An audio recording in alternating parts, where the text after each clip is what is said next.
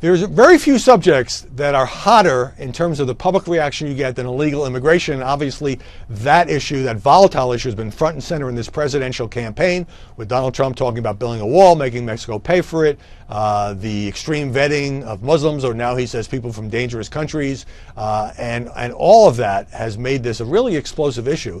But there's an interesting perspective here, showed up in an email from Mary Alice Haney in Phoenix, and she writes, "The media go nuts over Trump's speech in Arizona. First of all, none of the medias live here in a border state and have no idea of the impact of illegals in our state. Sheriff Joe Arpaio, has been trying hard to curb the illegals coming across our border and taking jobs away from our citizens. For him, enforcing laws that were passed by the voters of Arizona."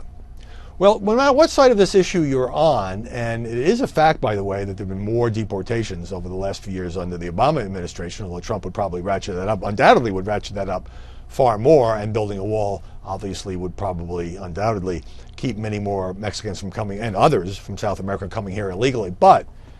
Mary Alice makes an interesting point. Most of the people who talk about this on TV, who write about this in the newspapers and on the op-ed pages and the websites,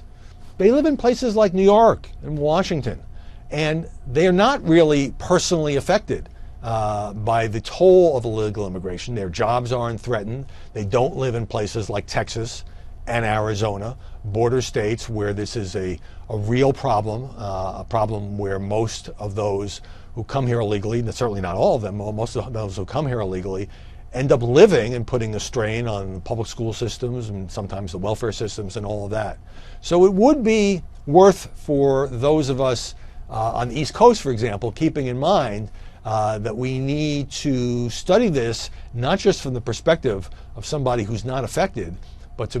perhaps go to the border if this is an issue you write about or talk about, or talk to people there and be more familiar with how it seems from those who live closest to Mexico may have a very different perspective.